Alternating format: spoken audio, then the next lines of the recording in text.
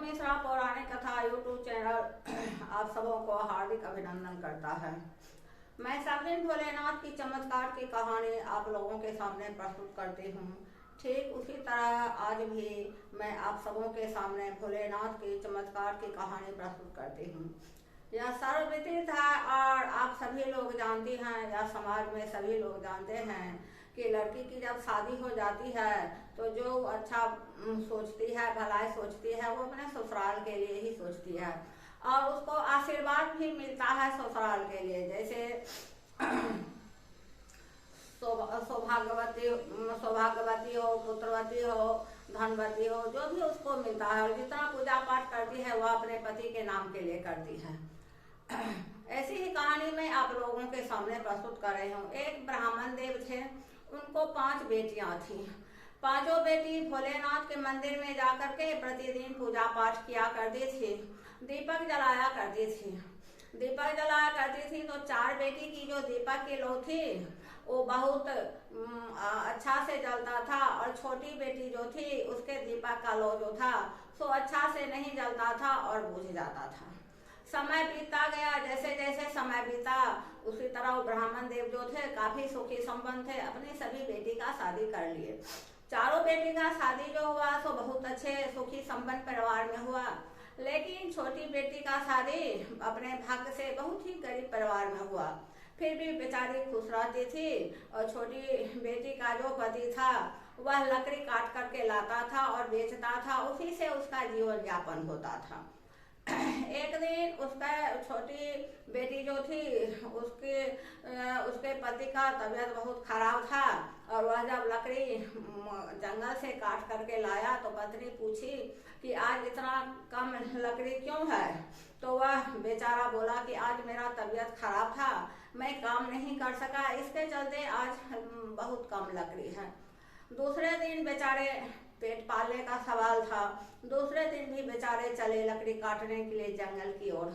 पत्नी बोली कि आज मैं भी साथ में जाऊंगी, तो पत्नी भी यानी वो ब्राह्मण देव की छोटी बेटी जो थी वे भी साथ में चली। दोनों पति पत्नी अपना साथ चले, जंगल में गए। जंगल में जब गए तो उसके पति का तबीयत कुछ थोड़ा बेचारा लकड़ी काटे तबीयत बहुत खराब हो गया, फिर से बुखार वापस आ गया और वे गिर गए और मर गए।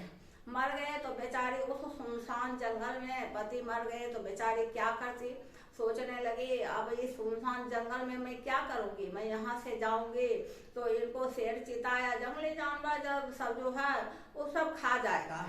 तो उसको लेकर के अपने पति को गोदी में लेकर के वह खूब जोर जोर से रोने लगी।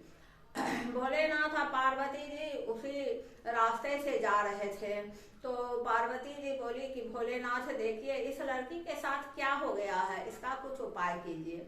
भोलेनाथ और पार्वती जी दोनों गए तो बेटी को पूछे कि बच्ची तुमको क्या हो गया है, बेटी तुम्हें क्या हुआ है, इस सुनसान जंगल में तुम अकेले क्या कर रही हो। तो वे सारी बातें वह बच्ची जो थी वो सुनाई तो पार्वती जी बोले कि भोलेनाथ इसका कोई उपाय कीजिए, इस सुनसान जंगल में ये बेचारी लड़की क्या करेगी।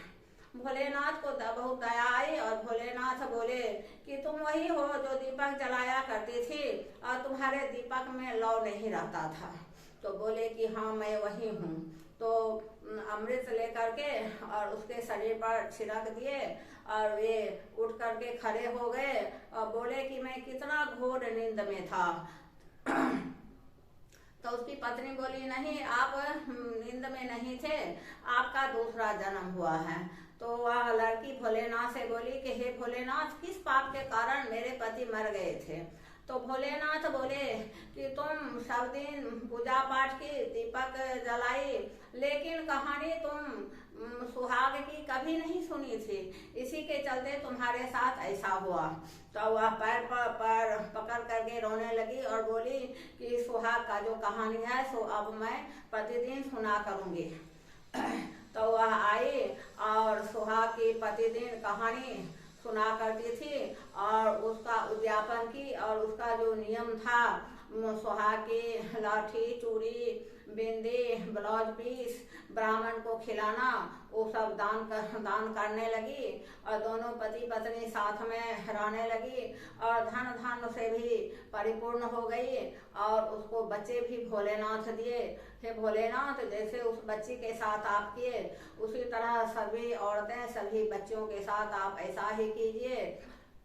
अगर मेरा स्टोरी आपको अच्छा लगे तो मेरे चैनल को आप लोग सब्सक्राइब कीजिए, लाइक कीजिए, कमेंट कीजिए, शेयर कीजिए। धन्यवाद।